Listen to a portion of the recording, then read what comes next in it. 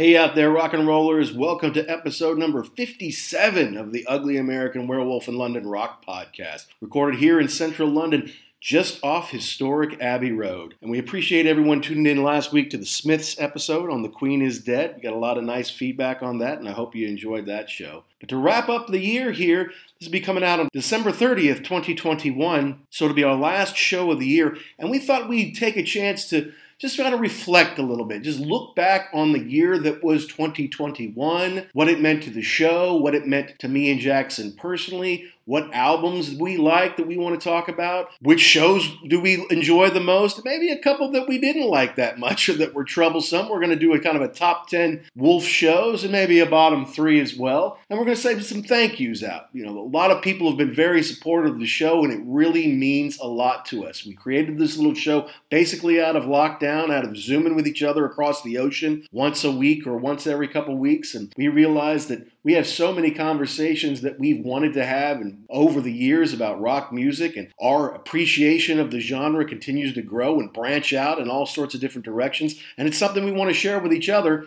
And now the difference is we just hit record and we share it with all of you. So we want to thank everyone who has been good to us this year, who has been positive about our show, who's been helpful to our show, the guests who've been on the show, our partners who've helped us grow the show. You know, there's a lot of great podcasts out there. There's a great community of rock and roll fans that we've met online over the last year or so. And we've had a lot of fun just connecting with folks all over the world, folks who love the same stuff we do and want to know all the little minutiae, little details of rock and roll that we love so much. So that's what today's show is all about. Saying thank you to everyone who's been helpful and a fan of the show this year. Looking back on what was good, what was bad, what made us laugh, what we enjoyed, and a little bit of what to look forward to in 2022. Now, a little bit of housekeeping. You can always DM us at ugly_werewolf and at actionjack72 on Twitter. And be sure to check out all our past episodes, now that there's 57 of them, at www.uglyamericanwerewolf.libsyn.com. Make sure you subscribe and download wherever you get your podcasts. Positive reviews are always appreciated, and we can't always see them, so if you do give us a nice review, shoot us an email or shoot us a DM. Let us know that you did it. We might just read it on the show. So with that, let me and Jackson get together one more time in 2021 to look back on the year that was, to talk about the show, what we liked about it, and what we're looking forward to in 2022, all right here on The Wolf.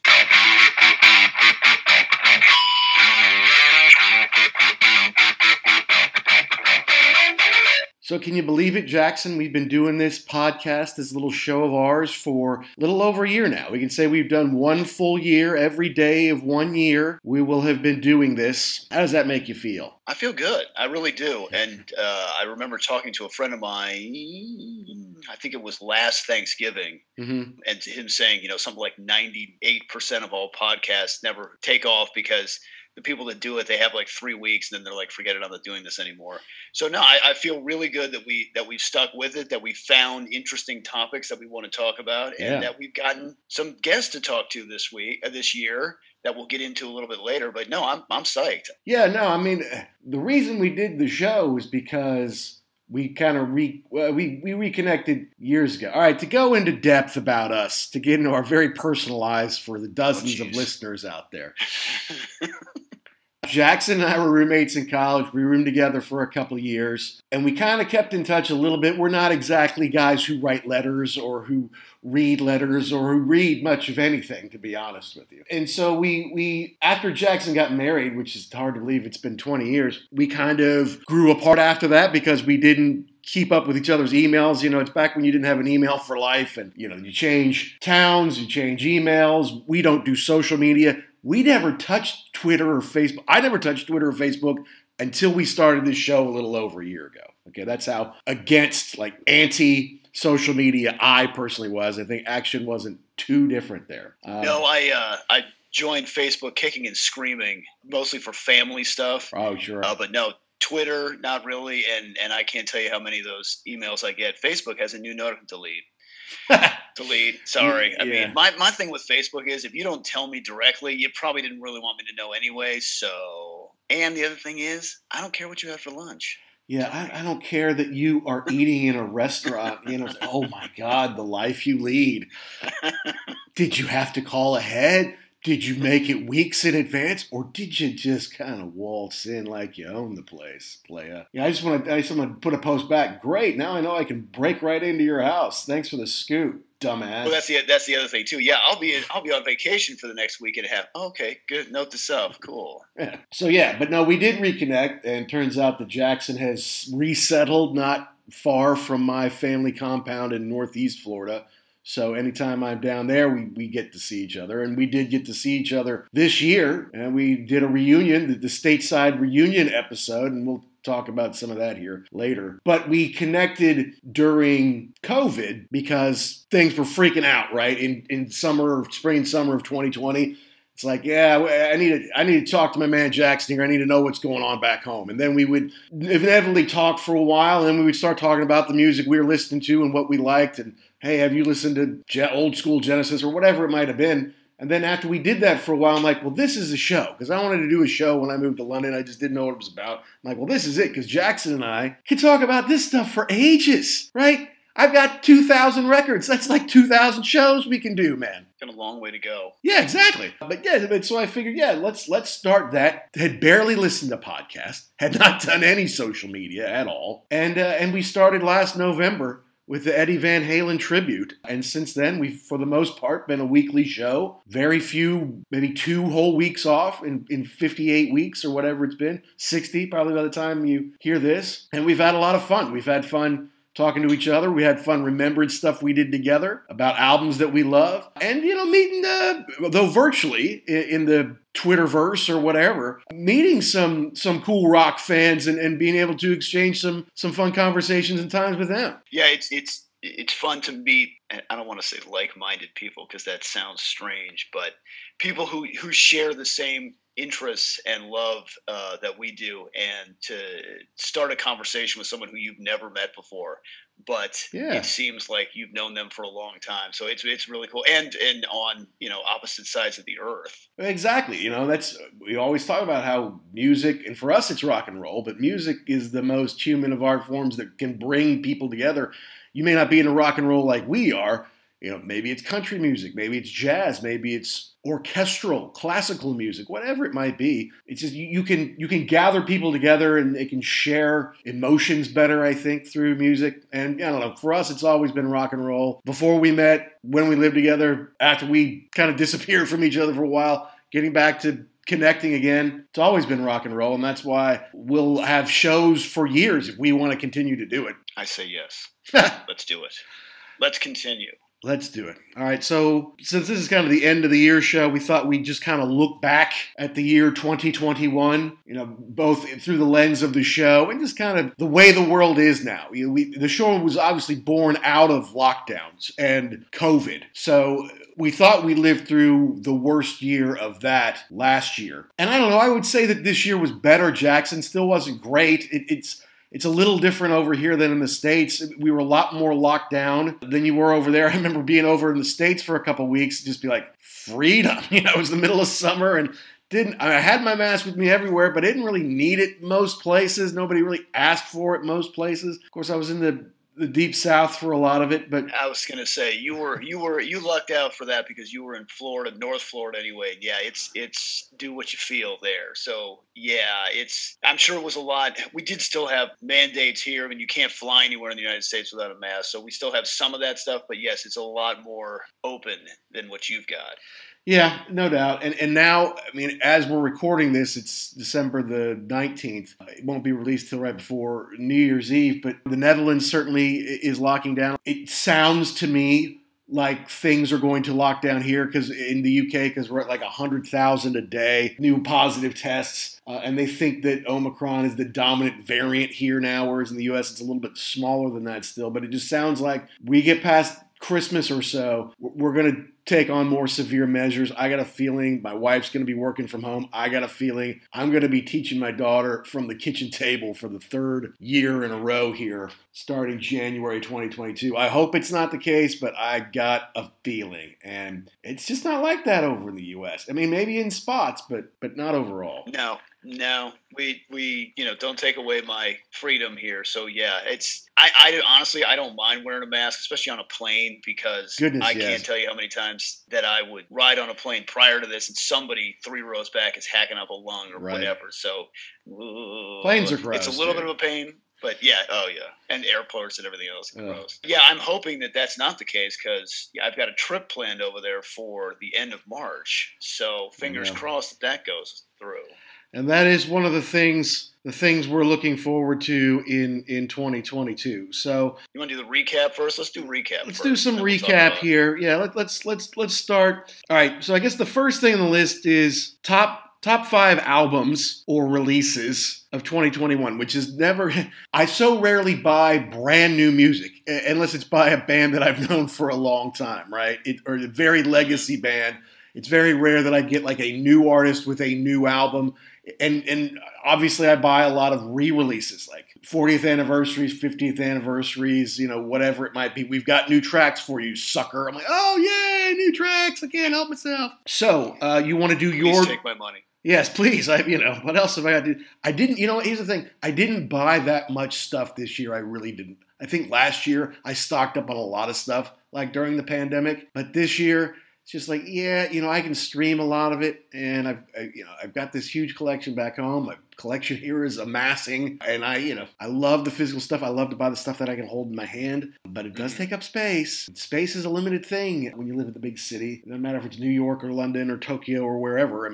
Space is at a premium, and the stuff stacks up. So my top 5 is out of maybe 7 or 8 total purchases all year, which is rare for me. It's usually between 30 and 50 a year. The big one for me, and going through the list of, what was released this year, was the Mammoth Wolfgang Van Halen album, because this guy had a tremendous amount of pressure on him. I mean, you had Eddie Van Halen saying from the time he was, 5 years old, oh, this kid's the real deal. He's going to be better than me. He's insanely talented. Okay, sure, Dad, whatever you say. But he stepped up to the plate and he delivered on this one. He played all the instruments on the record, sang, and I think he delivered a great record. He's very self-effacing. I really like him. He seems to have a very level head on his shoulders for being a famous person, and especially somebody who is famous really because of his father and mom, but mostly for us, his father. To have that, did you see the video that he did where he plays all of the instruments in the studio? I didn't see that whole thing, no. Okay, so he goes in and so the deal is that he played everything. Okay, we get that. So he goes in and it's all like, hey, it's him standing there in 5 different versions, and he plays the whole thing. And then he's also in the control room. And at the end, the light comes on and he's like, hey, that was great. You guys nailed it. Perfect. And then they go to the control room and he says, what a piece of crap that was. We can fix that, right, in post. And then it's another version of him saying, so he's very self-effacing. Like, he doesn't seem like he takes himself too fully. And if you haven't seen the video for The Distance, you better get your Kleenex out because, oh my goodness, it's a great song. But then to have the whole thing with the tribute to Eddie, wowie, wow. I'm not crying. You're crying. Especially the thing at the end with the voicemail that it's just from him saying, hey, I love you so much. I'm your dad. Just calling to check in with you. It's like, oh my God. It really humanized to me Eddie Van Halen as a dude who was just so proud of him. And to go back and then see the two of them on stage when they did the Different Kind of Truth tour, that was just fantastic. So he knocked it out of the park. Good for him. Another one that I kind of came to a little bit late was Brightening by Jerry Cantrell. Okay. He's not really blazing any new trails on here. It sounds a lot like the old Alice in Chains, which is what I was looking for. Yeah. Thank you. That's exactly what. His voice is not as strong as Lane Staley, but it's pretty good. Duff McKagan's on it. It's a good. I mean, again, it's nothing new, but it's what I was looking for. Right. No, I understand. Yeah. Just give me something from back in the day. And then the big one from Iron Maiden after, what was I can't even remember the last record they put out. I think Book of Souls. Right. Yeah, I mean that was huge too. Nobody even knew it was coming out. They drop it, and it's great. Again, you said you didn't buy stuff. I bought this one because I wanted to see the artwork on the gatefold. That's great. I'm really hoping I get to see them this year. I know. Hopefully. I mean, I don't know. I mean, I got my fingers crossed. We'll see. Well, we'll see, right? No, and obviously, and that was the top of my list this year as far as the big release, double album with extraordinary artwork. I almost let them talk me into like the $200 or $300 version that comes in the sweet box, with all that stuff. And I'm like, no, once again, space. But the thing is, to me, the real drop was the video for Writing on the Wall. It's one thing to create all this amazing music, which is basically a double album, more than 80 minutes. The last 3 songs are like 37 minutes or something crazy like that. It's like the first album wasn't 37 minutes, and then you got 3 songs at the end of this one. But it was really an incredible tour de force by them. But that video was special just because you don't see that kind of level of animation to really tell the story. Good animation, but not crazy, just computerized. It looks like stuff people drew. And the one with the sound effects was amazing. Plus all the little Iron Maiden Easter eggs, which all Maidenheads love. So, yeah, no, that was obviously really special. But I'll give you a couple more new ones as far as original material go. And I saw them actually, both these people, play together live this year. One is, the first one that came out was Mediterranean Sky by Steve Hackett. And that was, obviously, Steve, we've done several shows on him over the years, and we'll talk about him more later. And I did get to see him play downtown, and it was great. He did Seconds Out in its entirety. He did a 30-minute, call it, 5 solo songs, and with his band, and with Amanda Lehman, who I'll get to in a second. And then they did all of Seconds Out. He didn't do anything from Mediterranean Sky. Mediterranean Sky came out earlier in the year, and it was classical pieces, nylon strings, acoustic stuff, soundscapes about his travels throughout the Mediterranean Sea and all these amazing places he and his wife Jo have gone. And beautiful packaging, very nice music. He did do a second record this year, which is kind of amazing in his age. He's putting out a second record and doing live albums and all that kind of stuff. But Surrender of Silence, and he did a couple of those when I saw him. But I just liked the Mediterranean Sky one more. It was just kind of, it hit the right spot to me. There's nothing wrong with the other one. It sounded a lot like a lot of the other stuff, because he's made a lot of albums the last 10 years, 12 years, and I have them all. And it did sound a lot similar, whereas this one was a little different, so I really like that. So now let me ask you this real quick. In that show, if he would have broken into songs from the Mediterranean Sky, it sounds like that kind of would have been a little bit, that wouldn't have fit in. Well, I mean, you can say that, yeah. I mean, here's the thing. He toured big time in the UK. I think it was his biggest UK tour ever. And then he did some stuff on the continent in Scandinavia. And then recently he did a couple of small shows here in the UK in a small venue. And it was a lot of acoustic. And I think he broke up some of those out for that, because it wasn't just the same thing as he'd been doing for the September, October, November. It's kind of a different little bit of a one-off, even though I think he did 2 nights kind of thing. And Amanda was with him for that as well. And so I think he had fun doing that too. So we'll see, because next year he's touring on the 50th year anniversary of Foxtrot. And although he's going to come see you, he's going to finish up some of this Seconds Out that he's been booked to do in the fall. He's coming back out with Foxtrot. So he, being in his 70s, isn't slowing Mr. Hackett down at all. No, it really sounded to me like when I saw him, interviews and stuff during the lockdown, he was chomping at the bit to get back out there. He's just a guy that lives to go out and play live in front of the crowd, so good for him. And someone he played with, Amanda Lehman, who's a brilliant singer and guitar player in her own right, actually doubled Steve on the solo at the end of Every Day, which is unbelievable for a couple of reasons. But she put out a record called Innocence and Illusion, and it's very proggy. And she used, some of the guys and Steve played on that album with her on a couple of songs, and I think co-wrote a song. And I think is it Rob Townsend, who's kind of their utility infielder who can play keys and flute and sax and drums and everything else. I think he helped out with some sound on there. And it's not something that I would listen to get really jazzed up. It's not like a hard rock heavy. It is very proggy and kind of ethereal in places, but it's something that I can listen to with the girls. And it's nice, and I'd love to have her on the show to talk sometime. She'd be a great guest. Innocence and Illusion, that's called. And then, a Tattoo You 40th anniversary. I know some of it they re-recorded, they cleaned up, or, they wrote lyrics for, because there's a line about selling stuff on eBay that obviously they didn't talk about in 1980 or 81.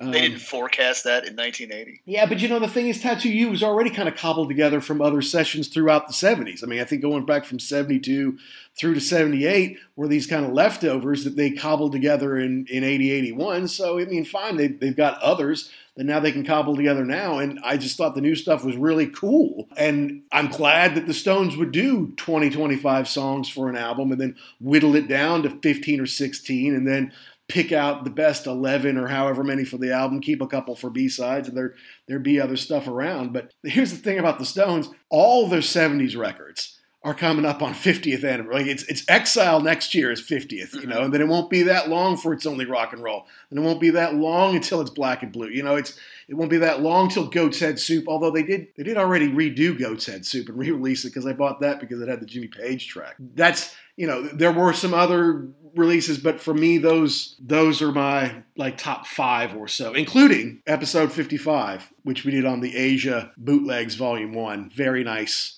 packaging. None of it was new as far as they'd released all 5 of those different concerts individually before, but nice package, puts together, tells a story of a band's live evolution, new Roger Dean artwork. It's a nice set. Yeah, I think that was the big thing for me was that, like you said, it'd been out before, but to see it in one package, start to finish, from the beginning up until the end of when they were touring, and to see what changed, what stayed, what went. Yeah, that was great. And to have new artwork from Roger Dean. Yes, thank you. Always welcome. All right, so that's new music, though some of it may not be new. For us, it's new. So it counts, damn it. This is Neil from Def Leppard, and you're listening to the Ugly American Werewolf in London rock podcast.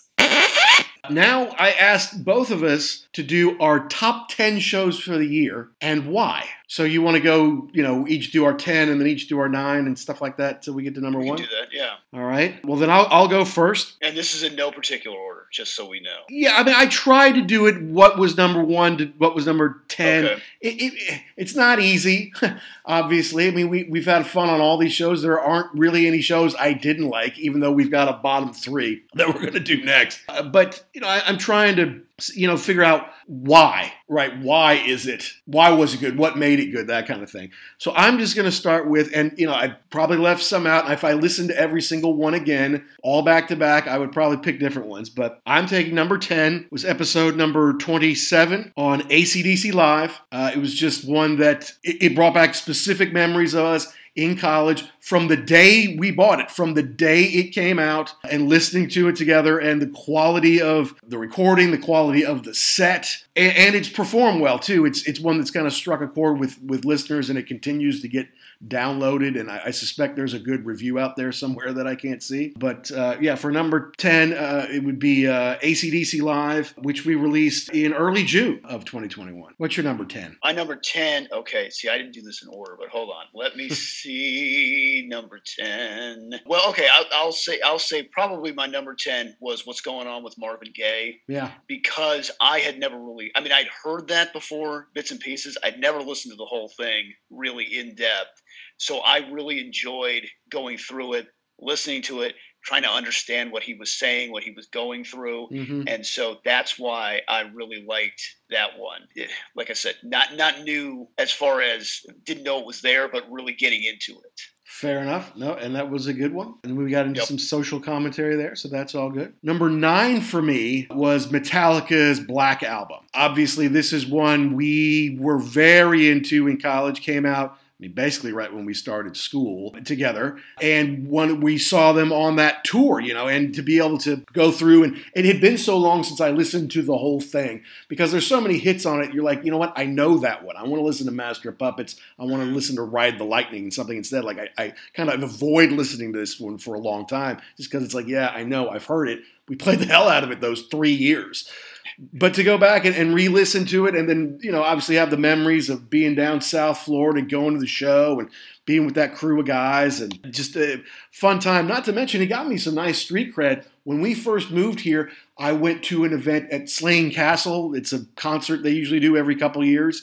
and some of the biggest names over the years have headlined it, like Thin Lizzy and Queen and U2 and Oasis and Madonna, and I think the Stones have played, and so we went to Metallica. We're cruising I'm with my wife and some of her professional colleagues. She's in marketing, so I've got these influencers and social media people, and a bunch of young people who are in their 20s. Yeah, they're Metallica fans, but they're in their 20s. And they're talking about, I've never seen Metallica. I was like, oh, yeah, I saw him once 4 years ago or whatever. And like, Mac, have you seen him? I'm like, oh, yeah, well, I saw him on the Black Album tour. They all went, oh, like that's the holy grail. So watch out now, kids. Yeah, so like when you and I would talk about, we would go to the Rush show and we see the old crusty dude who's sitting there with like the, the Caress of Steel, tour shirt on. Like, whoa, man, that guy's really been around. That's us now. That's us. That's why we went to those shows, so we can make it to this age and be the old guys who've seen them. That's right. All right. Number 9 for me is going to be Led Zeppelin 4. Yeah. Now, this one was kind of rough at the beginning because I had burned out on Led Zeppelin 4 a long time ago. Right. So to go back and listen to it kind of again, not for the first time, but kind of get back into it was great. I mean, it's a great album. I can't ever argue against that. But really the cool thing for me was I was talking to a coworker and I was telling him about the show, and he drove to – he lives in San Antonio, Texas. He drove to Panama City, where his daughter is in the Air Force, to visit her for, I think, Thanksgiving, and drove back. And he said, I listened to the episode on Led Zeppelin 4.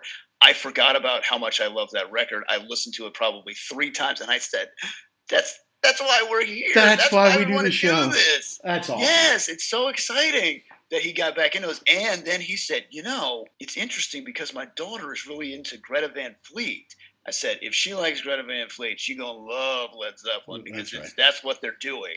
So, I mean, if she could get into it because of that, that really gave me – I mean, I'm not doing this other than just to kind of to hang out and have fun. Right. But to have somebody say that they kind of rediscovered a love of a record because of this, that made me so happy to hear that. That is wonderful. That is exactly why we do it. Well, and that's why – we continue. Yes, we can do this forever. We share it so that maybe some other people will pick up on some of the stuff that we love or rediscover their own love. I mean, it even happened with, I think, our friend Mike rediscovered something just by listening to us talk about it, So that's awesome. Didn't he say, though, that listening to the show made him want to pick the guitar up again after – I don't know, it's a couple of years at least. Yeah, exactly. Yeah, because you get busy with work and kids and house and whatever, and it's like, stuff like the guitar I don't have time for. But if hearing us talk about it makes him want to pick it up, like, that's awesome. Mm-hmm. All right. What do you got? Number 8. Number 8 for me is the one we did, episode number 21, released April 15th, The Cult Love. Just because this is my favorite Cult album,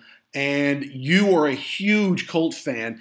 And when you're starting off a show like this, we're still in the first 20 or so, sometimes you don't have time to do a ton of research, right? Sometimes we'll go and say, all right, we'll go listen to it a few times, we'll watch a movie about it, and we'll read stuff about it. Sometimes you have less time, so I'm like, all right, let's do The Cult Love, because I know it inside and out, and I know the B-sides, I know the extra album that basically comes with it, I know all that stuff.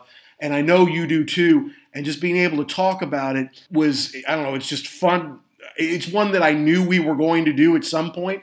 So I said, all right, let's go ahead and do it. And obviously, I mean, there's other people who've had the same reaction, like, yes, Cult Love, that's a great one. So that's why I like that one. Now, it's interesting because I went to a family function yesterday, holiday party, and it was probably an hour and change away here.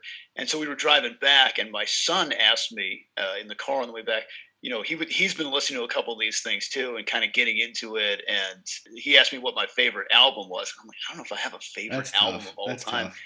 And then as I thought about it, I'm like, I think that's got to be it. It's got to be. It was the record that kind of got me. It was the first record that I got that was kind of mine. Like I hadn't heard anything about it. I didn't know. I mean, I'd heard Sonic Temple, but that was on the radio. I'd never heard a track off of it, and I love every track on that record. And you're right. I could have done that show stone cold, having not listened to it in a while. because I've done it so many times. Yeah, absolutely. Absolutely.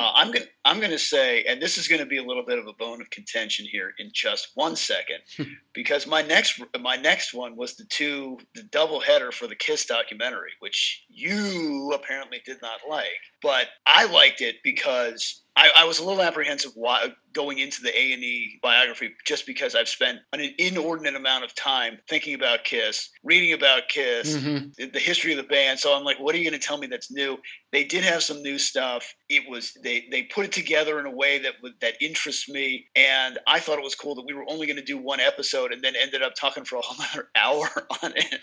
I know. So I liked it. Yeah, no, look, I'll get into it later. It's not because I didn't like. It's not because I didn't like the show. It wasn't because I didn't like talking about it. I'll talk about it later. No, it's the documentary was a big deal. It's just kind of the way it all kind of worked out as far as pulling it all together that soured me on it a little bit. Okay.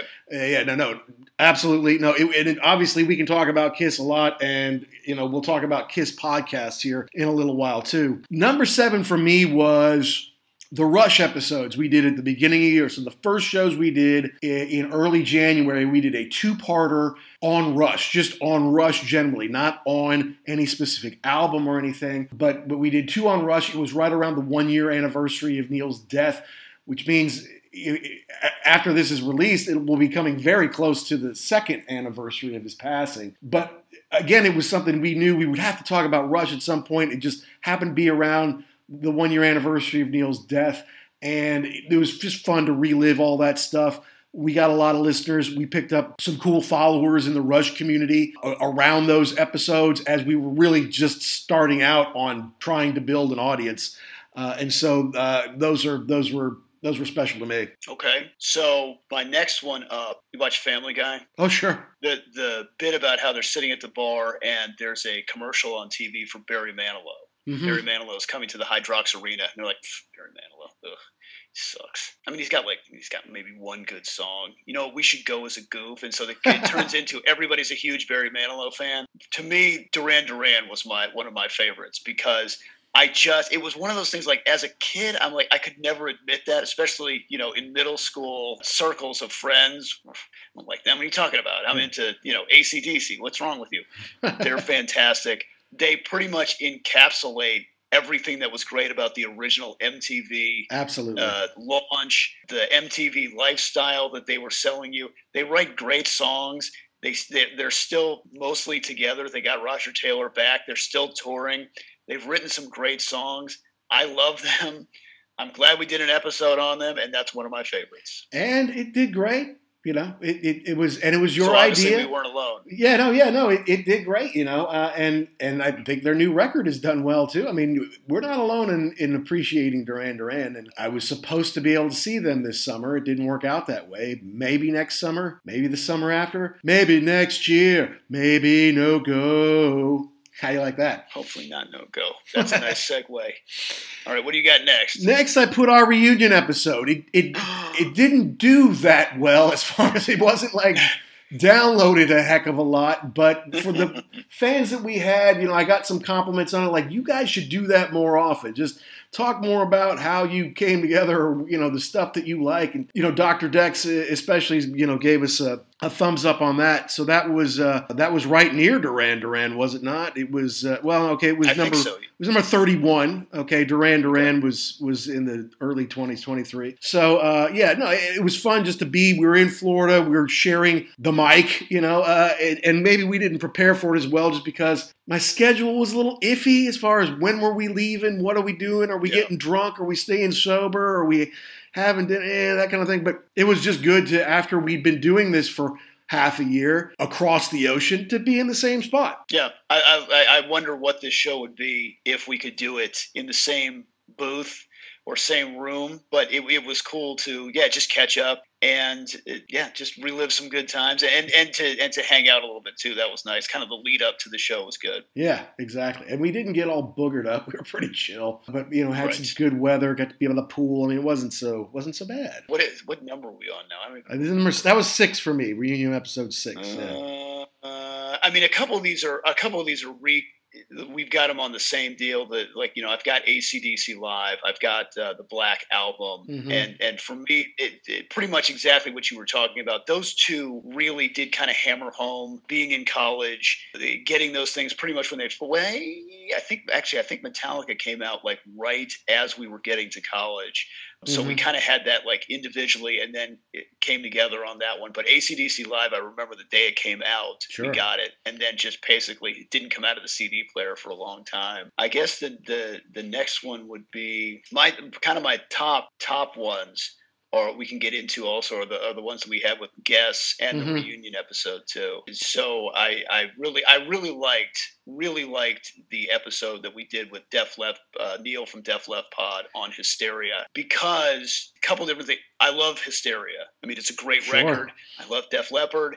And to have somebody on here who is even a bigger fan than we are, and a really cool guy to talk to. It was just, I was kind of, because I think he was the first guy that we had as a guest. Correct. Right? Yeah, he was. So I didn't know how that was going to go. I didn't know how a 3-person conversation was going to go, walking all over each other. It was almost like we'd rehearsed that ahead of time, and we didn't. So it was cool. I really liked it. And we didn't. And we had to jump on. We had to jump on a Zoom 3 different times because they don't have a contract. Yes. So that was, and he was very cool about it. Now, all right. Well, you kind of blown it up then. So my top 5 are, all right, 5 is the Asia box set, number 55, which we just did, just because it is a guilty pleasure, something we share together. We love Asia for whatever reason. And there was a lot to go over there. So there isn't a lot of fluff. We had good energy. We moved through them all. We compared all the different concerts and the different eras and different versions. And I just thought we were really on, and it was a fun one to do. Number 4, I put From Steve Hackett Live, when I got to go see him, and then you kind of interviewed me about the show. But it was cool because it was the first live concert I'd seen in 2 years. I got to see Steve do his thing. It was a fantastic show, and that they were spot on. And the show did very well. And eventually Amanda started to follow us, retweeted us. Steve has retweeted us a lot. And because I got him early in the show, I could, hey, going to see Steve in Bristol tonight. Listen to our review and go see him. Oh, hey, going to see him in Dundee. Listen to our, so it was a kind of a hit, if you will, for us, the show. One you didn't love, the Alchemy show, because it continues to do great, and I absolutely love the album. I know I kind of forced it on you like you didn't know it, and it was early in the game still. We were still figuring out. But to me, Alchemy is one of my favorite all-time albums, probably one of my top 10 all-time go-to albums. And the show has continued to be popular. I think there must be some good reviews in Italy or France or something like that, because we continue to get downloads on that one every month, even though now it's been 9 months or whatever since it came out. Number 2 I had was the Highlander, the double Highlander episode, with you and me walking through every scene, talk about the music, talk about the actors, and then we also had the fun interview with Ryan Condal in the second one, because he wrote a Highlander script and is now the writer and executive producer on the Game of Thrones prequel House of the Dragon. And he has a great voice. He has a great podcast of his own, The Stuff Dreams Are Made Of, talking to his buddy about how they buy movie-used props, and he has some cool stuff on there, and it's a fun podcast to check out. But yes, number 1, Jackson, was Def Leppard Pod with Neil doing Hysteria. I mean, he had great insights being a UK fan, and the UK experience is different from the US experience. And he didn't have MTV for the longest time, growing up, whereas we had it basically the second day of MTV or whatever. They forced it into the suburbs. And he's a great guy, and he has a good show too. Def Leppard Pod is killing it. They just put out their 19th episode because they're a monthly, so he's been doing a little longer than us. But yeah, it was like talking to an old friend, and we were talking the first time, So obviously, we want to have more guests on. I think the show is great, the rapport you and I have, and the memories you and I share together. But I do hope to have him back on and more guests in 2022.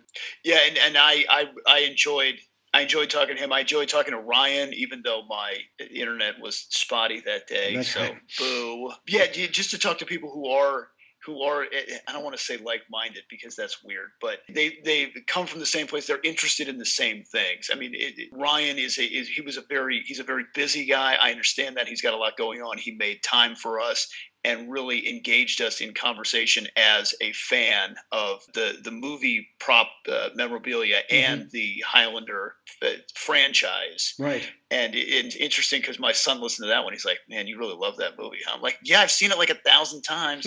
And we could go for a whole hour and go by, like you said, scene by scene. And so it's just great to share experiences and to meet these people who, I mean, I would know nothing about this. And to go back to, the different podcasts, and to go back to Neil, when I heard the concept of, so you're going to do an entire hour on one song. Right. Like we could do it on an album, but he can do it on a song. Yeah. That's not going to, there's no way. He does a great job. And the first one I listened to was Wasted that's from it's from On Through the Night, isn't it? On Through the Night. That's right. Yeah.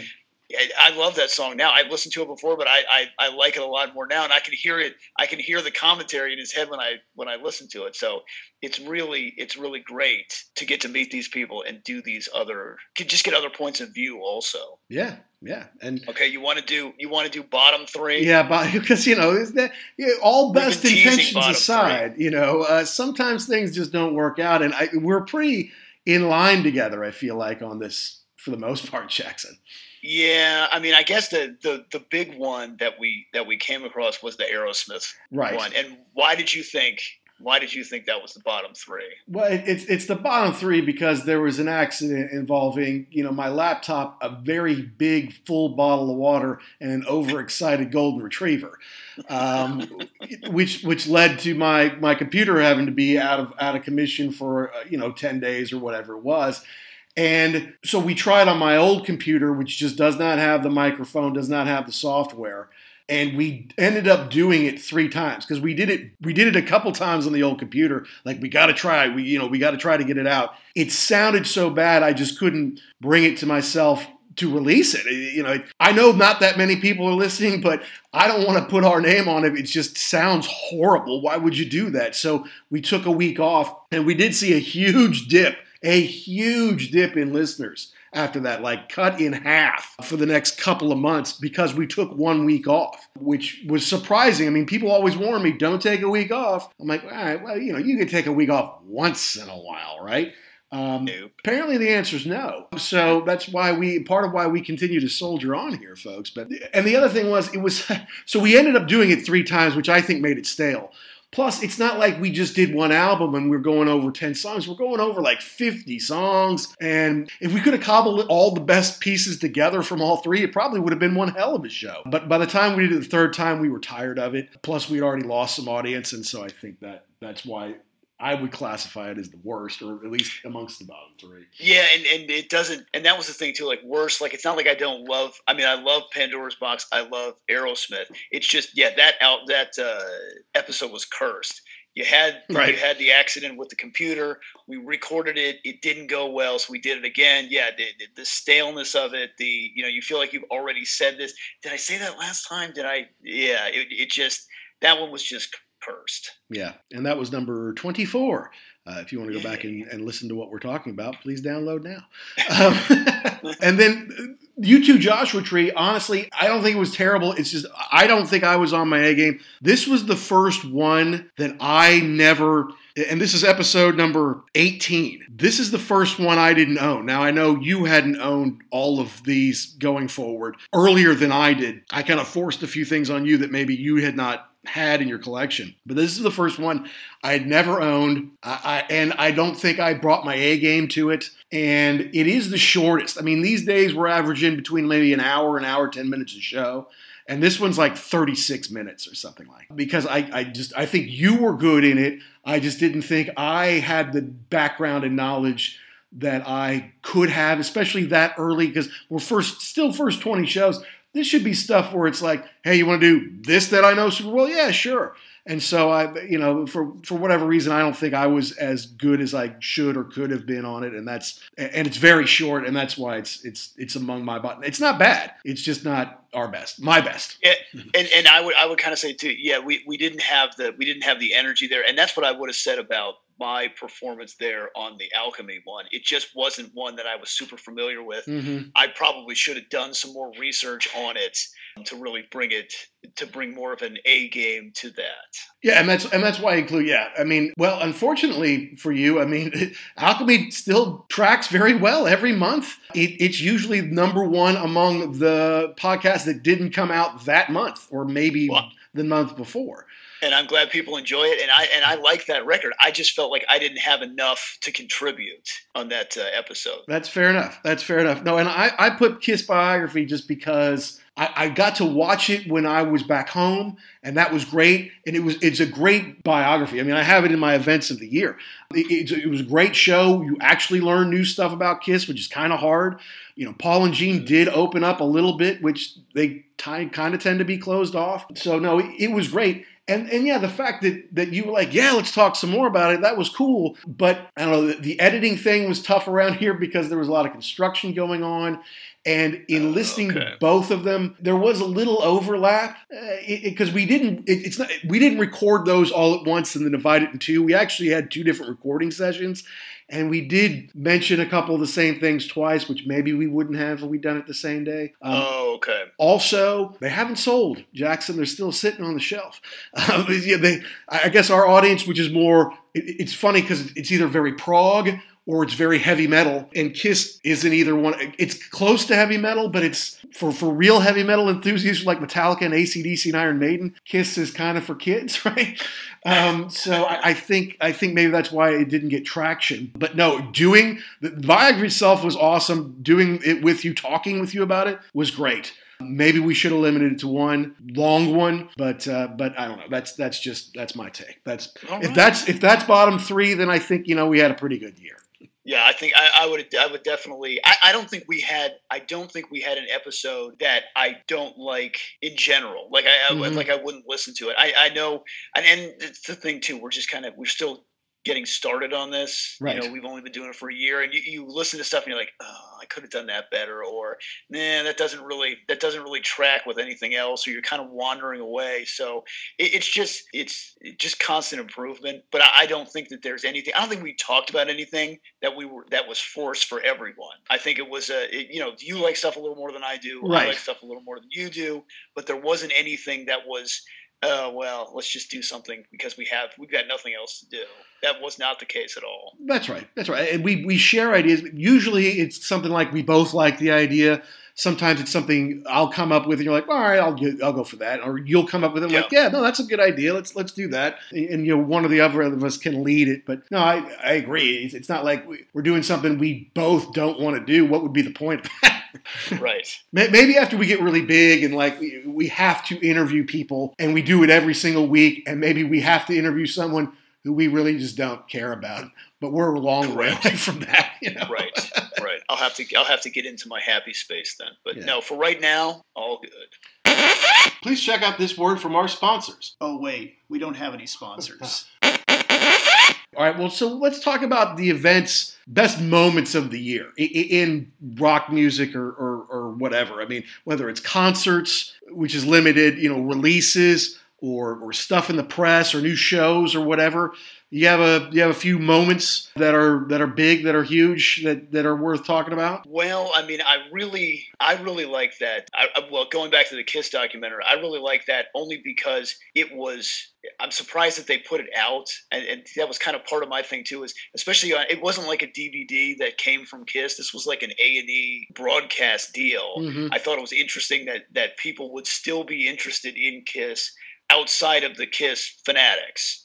So that was cool to see that. It's interesting to talk to my son, who is not a huge Kiss fan, kind of get him into, okay, it may be kind of cartoony, but if you get into the whole thing, it's a lot bigger than you think it is, and it's still going on today. That's right. And I did have a uncomfortable conversation in an automobile probably 2 weeks ago about someone saying that Kiss Meets the Phantom was the most awful thing on the face of the earth. And I'm like, I'm going to have to pull over this car, get out in downtown Atlanta and have a fist fight with the guy in the back seat because it's not. It's awesome. Was it Paul it's Stanley? So bad, it's awesome. Was it Paul Stanley in the back seat? Because absolutely. those guys crap all over it. And I'm like, look, dude, I know it's campy and it's not cool, but it is cool because we watched it 1,000 times. It's part of why we like you. So don't crap all over it. You can admit it maybe wasn't your finest hour and it's a little silly, but don't talk about it as a piece of junk. I mean, come on, you know. Well, there was that whole thing about how, and I think it was in the Extreme Close-Up when they were talking about the comic book that they had put out, and they said, well, you know, they don't have Marvel Presents the Eagles. Right. What other band got to be in a movie? I mean, you were that big that they were offering you movie roles. So it speaks to, yes, it's not a very good movie theatrically. The performances leave a lot to be desired. But the fact is, you got it. It's out there. You might as well embrace it. Exactly. You know, because the fans sure do. Correct. That's Correct. for sure. And I really like, we'll get into this. We'll get into it later, I hope. But the Beatles Get Back. Yeah. I was kind of on the fence about that, too. I'm like, man, that's a lot of content. But I'm glad they put it out. I enjoy watching it. Seeing something from so long ago that really kind of still feels relevant today, like a lot of the stuff they were talking about. Interesting. Yep. And just to get an inside picture of that was pretty great. Yeah, totally, absolutely. And yes, you might hear more about that later. Get Back was huge.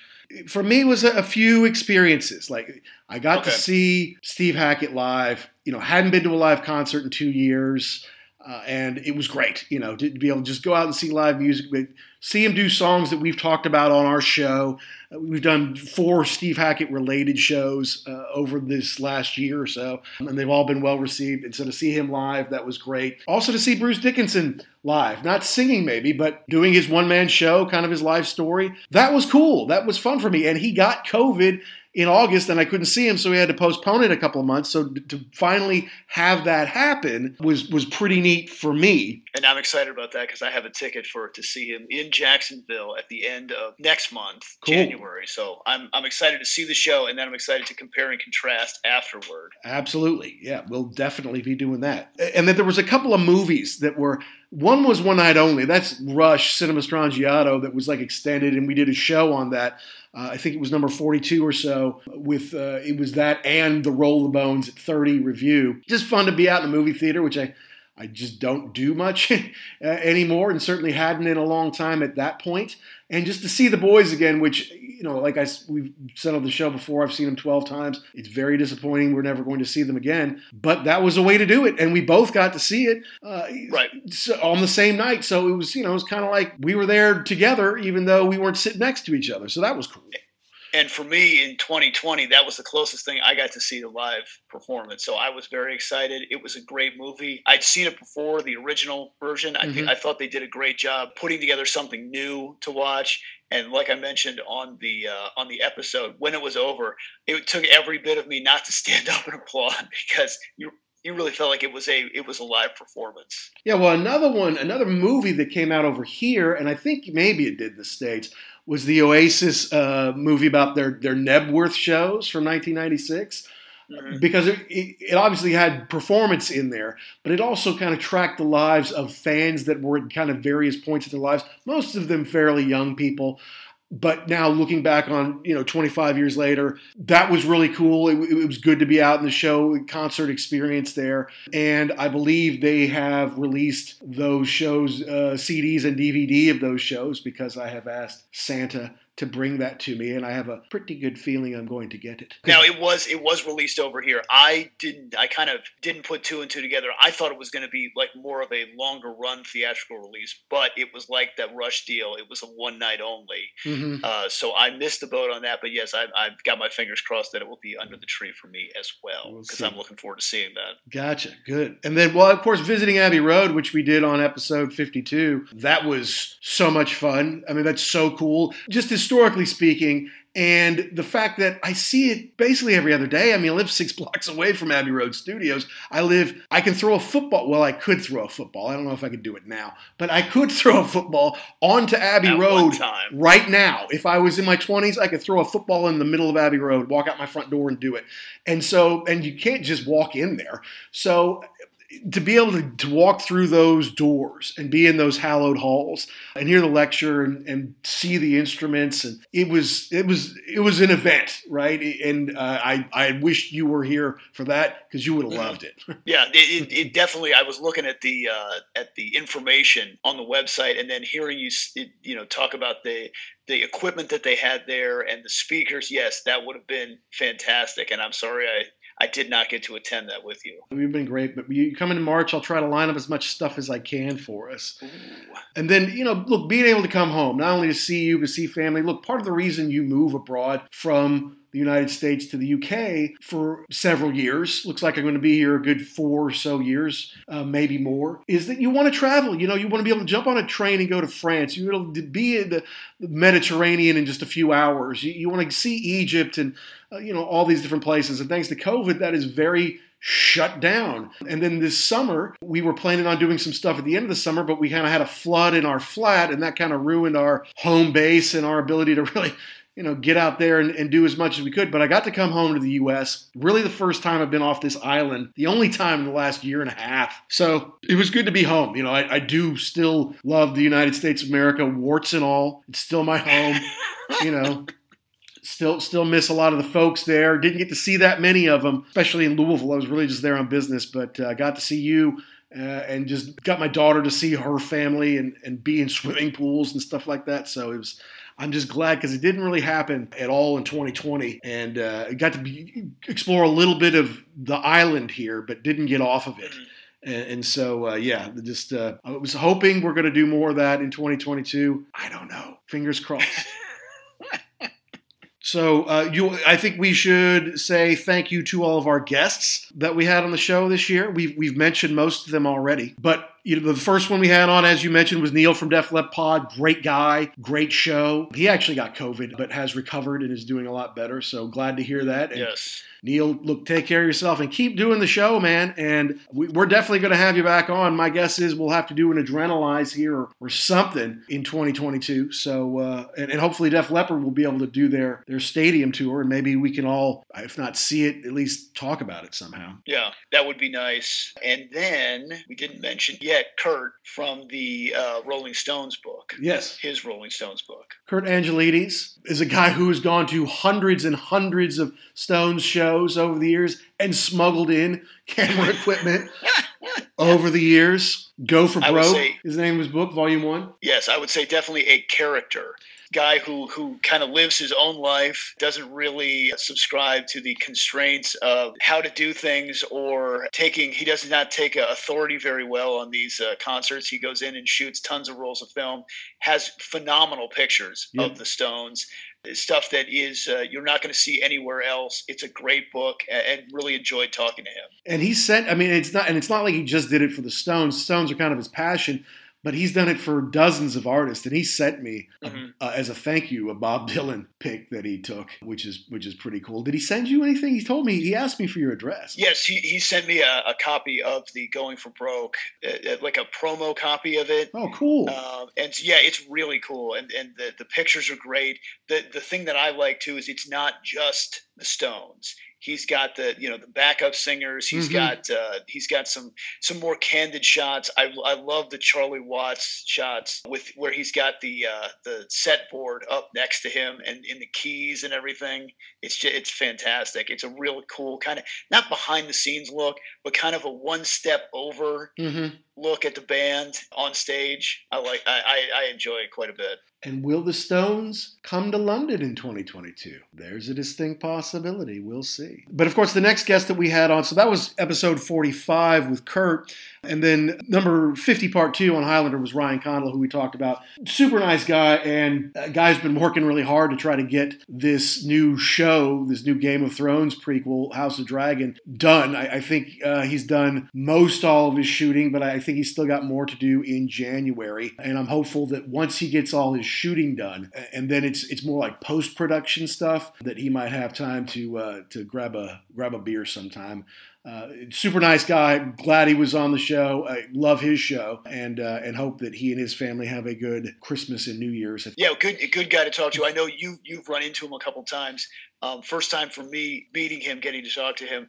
I was going to say a little disappointed. I'm a lot disappointed, actually, because when he went into what he was working on for the Highlander reboot, I'm sad he's not going to get to do it, because it sounded like he really had a handle on being a fan and moving it forward without trashing the original material. Absolutely. No, he's very good at what he does with that sci-fi, and I think he's very well respected in the industry. It was really a delight to have him on, and obviously we'll figure some way when it's time for him to get out and promote the show. Not that he's going to need our dozens of listeners to make it a hit on HBO when it comes out this fall or next fall or whenever. But super guy to talk to. I know that we can find a topic. So, and he had praise for us, which is super nice. And then most recently on episode 54 on the REM document, we had my buddy Tom C. on, who is a musician, so he can kind of talk a little bit more articulately about the actual musicality of some stuff,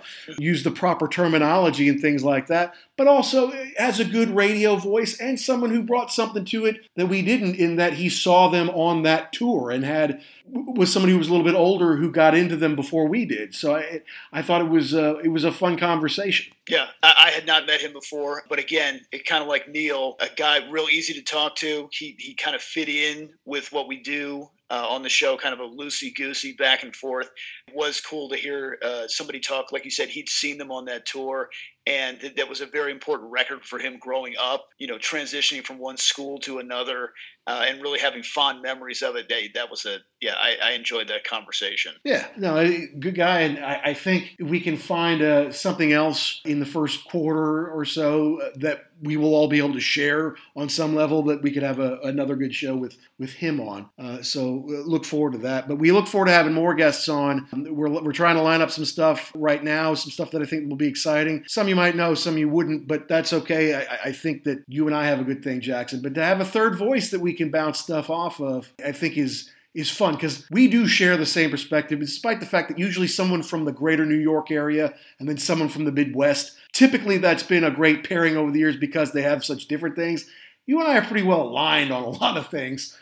That's probably why we do the show and have such good rapport. So to have somebody with a totally different perspective, that's good for us. And I like the fact, too, if we can find somebody who the topic might not be number one in my book for whatever reason. I mean, I'm a fan, but it's not number one.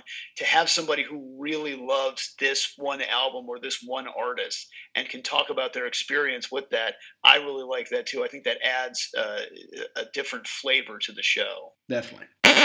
Hey guys, this is Ryan Condal, the executive producer, writer, creator of House of the Dragon, and you're listening to the Ugly American Werewolf in London podcast, and you should download and subscribe. Keep doing that. So now at this point, I thought we might give some shout outs to some people. Just people who have either been friends to the show or helpful to us in whatever capacity it might be. As we said earlier, it's been fun to kind of get to know other big rock fans through social media and through people who become listeners or fans, I guess you could use the word, of the show. And some of them I just wanted to throw out there quickly were This Day in Rush History, who has great stuff every day, has every set list they've ever done. So if they've ever played a show on March the 8th, they'll give you the set list from every show. They'll often have pictures of the tickets. He's got an incredible reservoir of pictures and media for the band, and has offered to connect us with some folks that we can interview. I didn't take him up on it earlier in the year just because at that point 20 or 25% of our shows were on Rush, and I thought we needed to branch out a little bit more, but definitely would like to in 2022. So thank you. And is it This Day in Rush History? At This Day in Rush History, good guy to follow. What I love about that is he posts the information on the show, but it's the other people coming back to it. It's the comments that I love. Yeah, I was there, blah, blah, blah. Just to have that story. And I mean, I know at one point in time he posted the show that we saw in Orlando in 91. I was like, oh, I was at that show. We drove, blah, blah, blah. We had this fun time. So it's cool to have these people reconnect also with a special time in their life. Yeah, no, that's for sure. And there's a guy in Canada he was called Rock Frog Ian. I think he's changed his name to Prog Frog Ian, because he is a French Canadian. But he always gives us likes and retweets and gives us comments like, hey, great show, guys, and just keep podcasting. He's enjoying what we're doing. So, I appreciate that. That's really cool. He doesn't have to do that. Don't know him from Adam, but, well, I'll just say thank you. Thank you, Ian, and we will keep going. And there are others. I mean, there's some folks who've reached out who are super cool, but I just thought we'd single out a couple there. Also have a couple of friends, I guess you could call them, like Dr. Dex in Nashville, who's been very positive and listens every week. I think he listens on 1.5 or 2 times speed because he's a doctor and he doesn't have a lot of time, so he just kind of speeds through it there. But he likes it, likes what we're doing. My old friend Matt B. in Ohio, he shares a lot of our musical taste. He's our age, is a former garage drummer and has enjoyed it. And he and Dex both are fortunate enough to have Wolf t-shirts, and we might talk a little bit about that later. Also, shout out to our old buddy Rob, who lives in Jacksonville, and we certainly mentioned him on the Metallica and the AC/DC shows, and I think the Kiss shows. I mean, he's a hard rock guy. He loves it. And he's like, I sent him some texts just to say, hey, you're on this one, or we talk about you in this one. He's like, you're killing me with this nostalgia, man.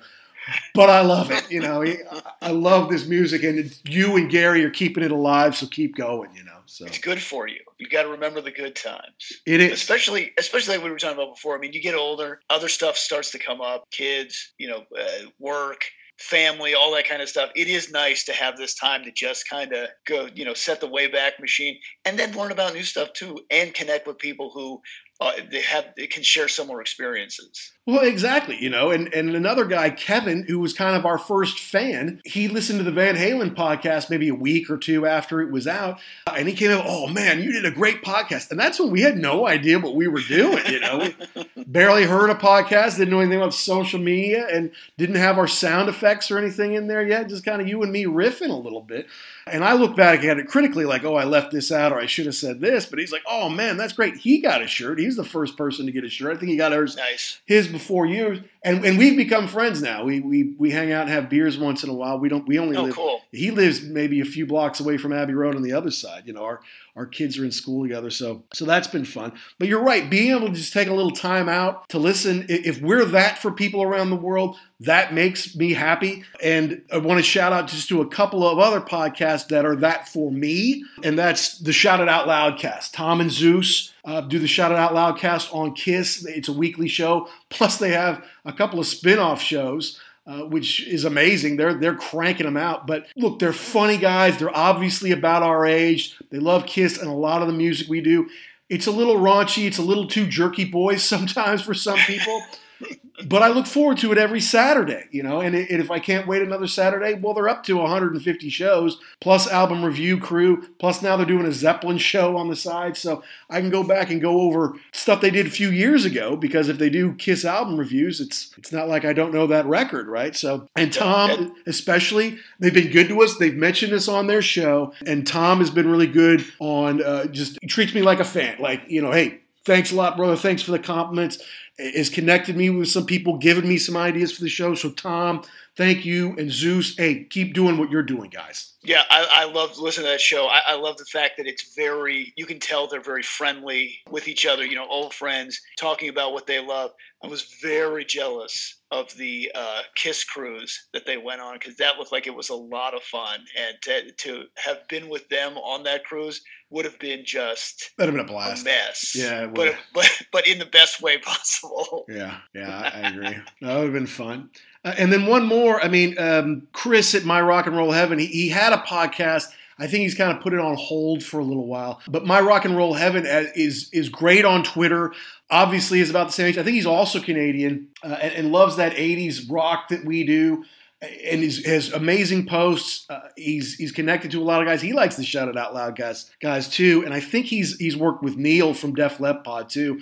Someone who we will get on the show. We're trying to find the best outlet. And then some guys who are kind of way out of our leagues, the Rock on Tours, Gary Kemp and Guy Pratt, who are in Nick Mason's Saucer Full of Secrets, guys formerly of Pink Floyd and Gary Kemp is of Spandau Ballet. And obviously they get really big stars on their show because they know them and they're in the business, so they can get agents to get big people on. But I really like their show. And as someone who's living in London and trying to understand the London scene better, I think it's been helpful for me too. So just, hey, you guys, we'd love to have either of you on the show. Come on, when you're not busy. I do hope you guys get to tour with Nick, though, this year, and I will find a way to go see that. That's a great show because they, first of all, again, friends who can speak to each other as friends, but they've also, they've walked the walk too. Like they had an interview with John Taylor from Duran Duran, and it was blah, blah, blah, and blah. And remember that night, you were at that party, right? Yeah, I was there too. I'm like, oh man, this is awesome. I know. To hear about, they're fans, but they're also contemporaries. So it's kind of a different take on it to hear that. And yeah, anytime either one of them had time, come on board. We'd love to talk to you, please. That's right. Of course, good old Eddie Trunk has a great podcast that I like to listen to too. And everyone in our kind of rock world knows Eddie. Eddie's never going anywhere, at least I hope. So keep going there. Got to say thanks to Tanner Campbell, though. Tanner runs a daily podcast called Podcasting Sucks.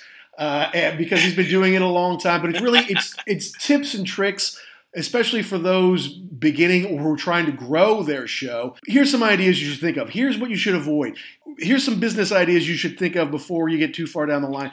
And just a super guy, he did have me on his episode. Oh, it may have been episode 71. It was more than a month ago. But just a super guy. And we met through Good Pods, which is a really kind of fun way for podcasters to connect with listeners and other podcasters and share ideas. And so I hope people are out there on Good Pods, but just a nice guy. Appreciate him having us on the show. He gave us a nice review. I did the same for him. So Tanner, keep up the good work out there. Yeah, I enjoyed that interview. I thought it was cool to get a shout out, to kind of get the message out to a little bit of a wider audience. So yes, thank you. And then just to some other people, the Publicity Connection is a PR group that runs some prog groups and bands who we've spoken about on this show before, and I appreciate them. No spoilers. We're hoping to do some special things in the coming year, maybe get some folks on, do some cool interviews. But to say thank you to a few artists who have retweeted us. Steve Hackett, his official, and I don't know if it's Steve, it's Joe, it's his publicity people, it's a combination of all of them.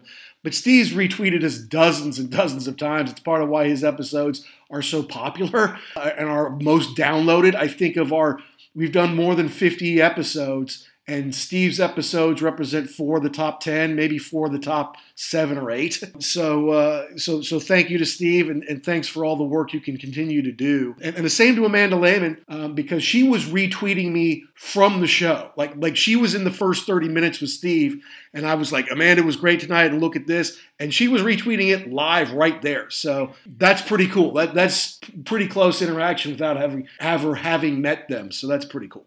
Yeah, and way down the road. But yes, Steve, if you're out there listening, wink, wink. We'd love to have you on the show, and thank you for carrying the original Genesis flag. It's great to see that. I'm hoping I can get to see you when you come to the United States next year. So fingers crossed. Absolutely. And then, we did a Paul Rogers episode. I think it was episode 29 or so this summer. Obviously, we talked about The Firm in that. I sent out a tweet about how we love The Firm. Does anyone remember The Firm? They may have had the greatest rhythm section of all time with Tony Franklin and Chris Slade. They both retweeted us, which was really cool. And you and I have both reached out to Tony. He's been very gracious. We're hopeful maybe one day there'd be a reason to get him on the show. But he's really good at social media, I think. Some people put out junk.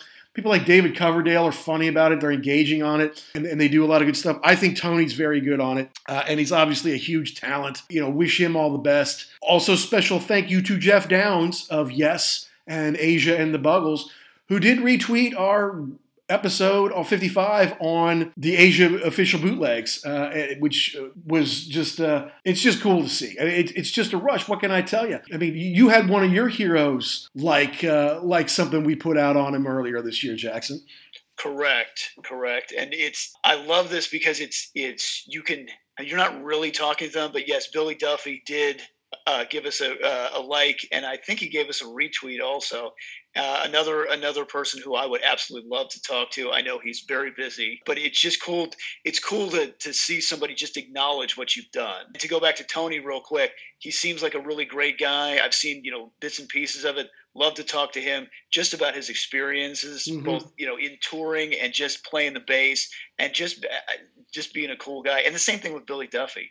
Just seems like a real he's a rock star, but kind of a down to earth guy. And someone who has a love of just playing live music. Absolutely. No, we would love to talk to Billy. He may be your all-time hero. He's certainly one of mine. I would have to have a Xanax or something to talk to him because I'd be like freaking out. Remember that one time? You were awesome. Yeah. You would totally be Chris Farley. Calm down. Paul McCartney. And in this line, I want to say a very special thank you to Wolfgang Van Halen, who, he made it helped us make our biggest splash on Twitter. We probably didn't optimize it as well as we should have. But just to tell you a little story, folks, I was on the playground one day. I picked up my daughter from school. I took her to the playground. I bumped into this mom who's nice enough, and I've known her for a couple of years now. But she kind of is one of those people that just kind of starts talking at you. And it's like, I didn't ask. It's like someone with Asperger's who just kind of thinks you want to know something, but you really don't, And so one day it was there, and she was talking, and it was like it came up on some round number, like, oh, it's 3 o'clock or it's 3:30 or something like that. I'm like, you know what? I've got a call at 3:30. And so I put in my headphones, and I said like, oh, yeah, this is Mac, and I'm just going to go on mute because I'm in a park right now. And I was listening to Eddie Trunk interview Wolfgang Van Halen on his podcast, and I listened to it so I wouldn't have to listen to her talking at me the whole time, right? So then later that night, as I was like going to sleep, I just kind of, and we had, I don't know, dozens of Twitter followers, not too many, still early in our Twitter life. And I just put out, is it wrong that I told a mom on the playground that I was on a conference call when I was really listening to at Wolfgang Van Halen being interviewed, at Eddie Trunk or whatever. And then I was basically turning it off to go to sleep. And maybe, on a good tweet, we would get a couple hundred views at that point, something like that. And I noticed that right away someone had liked it. And I just figured it was you. I'm like, oh, is Action really watching Twitter right now? Isn't he at work or something like that? And it was Wolfgang. And he not only liked it, he quote tweeted back, no, metal hands, rock on, guitar. And I just watched it go up like 2,000, 2,800, 3,500, 40. I'm like, no way. Wolfie just retweeted me, It was like, it was just an early Twitter moment that was so cool. And I probably should have had all sorts of links and stuff on there when I did it. But it was just like, hey, man, this was just a fun moment where Wolfie himself did retweet, communicate with me on that level. Mm-hmm. Small time as that is, it was still a lot of fun. And we'll take it. Yeah, we will take it, yeah. Yeah, and just to round out there, hey, look, our friends at Libsyn, Liberated Syndication, yes, they take our money to host it, but it's a great way to host your podcast out there. They've got other programs that we can start to get into this coming year, which we're excited about. They make it really easy and intuitive. I hope they continue to spread out as far as what they are kind of connected with or what they have APIs with, because every time they connect to something new, like recently they just opened up on Samsung and we got a new flood of listeners in who only listen on Samsung, right? And they'd never heard us before, so hope that continues. And also FeedSpot's kind of a portal where you can learn about podcasts and subscribe and stuff like that. And we have been on their top 25 list for a while, sometimes in the top 10, sometimes, maybe closer to the bottom of the 25th. But they've helped us get a lot of listeners all over the world, especially in Asia and Australia. And we appreciate it, and Good Pods is another one that we're starting to grow in. And we've been in the top 5 and top 10 on some of their music history and rock history lists. So we're proud to be a part of those networks and really just want to grow our show and find listeners who love what we have to say. So thank you to all those kind of technological partners that we have. Yeah, I still can't believe we're actually doing this for real. But yes, it is. Yeah, it's just crazy. I love it, but I don't really believe it at some point in time. I can't believe that there's really people. I know we talk every week and we record this thing, but I'm glad that there are people listening and enjoying this. Yeah, thousands of downloads, tens of thousands of streams, 88 countries around the world so far and counting, which is it's just neat. I know a lot of them are British and American people who are on vacation in these odd places or working there. But that's okay. I'll take it. It's fun to look at the map. Yeah, the dopamine still fires in the brain the same way. Whether it's Belize or Bangladesh, man, it doesn't really matter. We still appreciate it. Hey, this is Action Jackson. The Wolf and I are coming at you on the Ugly American Werewolf in London podcast. So what are you looking forward to in 2022? Yeah, so I put a few things here. I'm hoping for more live shows. With this Omicron thing, I don't know. I don't know if that's yes, no, or maybe. Mm-hmm. Genesis was supposed to happen. Genesis did, 85% or however many of their UK shows, and then they went and did all their US shows after Mike Rutherford got COVID. But he got it right before I was supposed to see him in London. And this thing has now been postponed. I think it's 3 or 4 times. So, yeah, I'm really looking forward to seeing them in March. I think I see them the night before you come. All things go according to plan. We'll see. But, I had a lot of great tickets from 2020 that got postponed, like Yes and Jeff Beck and Peter Frampton, all of those in Royal Albert Hall. Seeing Deep Purple for the first time. Supposed to see Iron Maiden and Sting, maybe Simple Minds, that I had tickets to. So, and Steve Hackett's coming back around again. I bought new tickets to that. There's some big shows like the Foo Fighters that I just didn't buy tickets to because I'm like, I don't know if it's going to happen. I bought those Duran Duran tickets. The Stones apparently are very seriously looking at Europe for 2022. No announcements yet. Kurt kind of alluded to that when we spoke to him, and that's the news. So, yeah, I'm really, really hoping we can see more shows, but I don't know. Yeah, fingers crossed. I had so in Blazing Saddles, when Cleavon Little gets up to the table to sign up for the mob, it says qualifications: stampeding cattle, boring through the Vatican. Ooh, kinky. Sign here. I got a call from my brother-in-law. And he's like, do you want to go see Primus? And I said, no, boring. I don't want to see that. Do the entire Farewell to Kings album. Ooh. I said, ooh. So that's on the docket. I just got tickets for that. I think that's in May. So I'm very interested to see this now. In Atlanta? They're going to do it. Actually in Jacksonville. Oh, okay, cool. Florida Theater in Jacksonville, yeah. So that I didn't even know that was a thing until he brought that up. And so, yeah, I'm excited for that. I'm hoping I can see Steve Hackett, fingers crossed, and just kind of, as this thing starts to open up again, who's going to come through. We've got some rescheduled stuff that's supposed to be here. I don't know. I mean, again, I don't know how this Omicron thing is going on. I mean, you talk about locking down in the UK. I think if they locked us down here in the United States, there would just be riots in the streets. I don't think people can handle it here again. Well, we'll see. Yeah, no, and obviously I'm excited for you to come to London. I hope that it's not too locked down. I can line up some cool stuff for you. I want to travel off of this island again in 2022 to Europe and Africa. But, we had some good luck with our 50th anniversaries and some good 50th and 40th anniversaries coming up. I mean, Exile on Main Street is 50 this year, or 2022, Close to the Edge by Yes, Harvest by Neil Young. And then in 1982, a lot of stuff, Jackson, because that's when we were starting to be turned on to MTV and stuff like that. So Rio by Duran Duran, and obviously Asia's 40th years since their debut album. But, Thriller came out there, Combat Rock came out, Toto 4. I mean, stuff that turned us on when we were kids.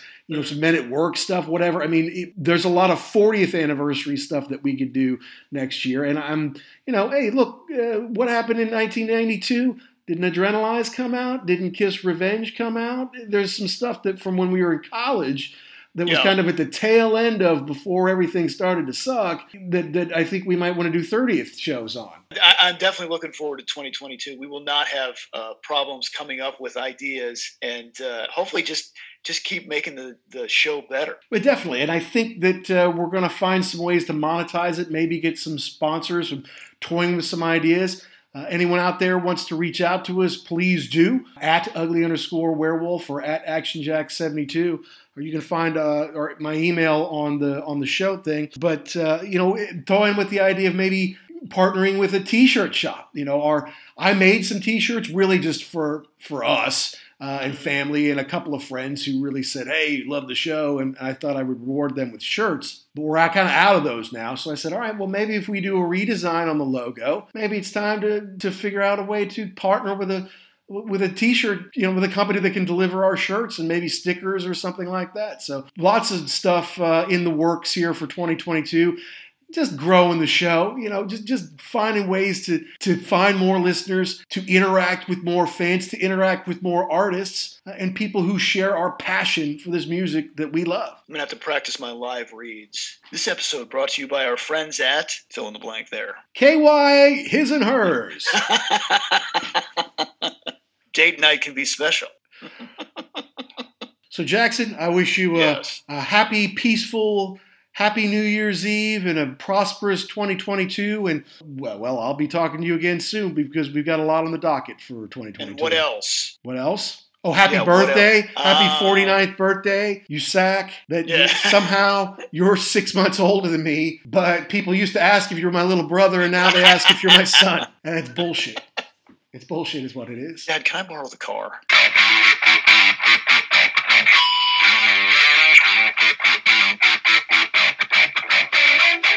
So that's our end of the year show, wrapping up 2021 with a reflective look at what made us happy, what came out and turned us on in the world of rock and roll, experiences we got to have and share, and a few things to look forward to in 2022. And I'm sure I did not thank everyone on the show that I could have and should have, and for that I apologize. If you feel slighted, hey, shoot us a DM and let us know that you feel that way. It's at ugly_werewolf or at ActionJack72.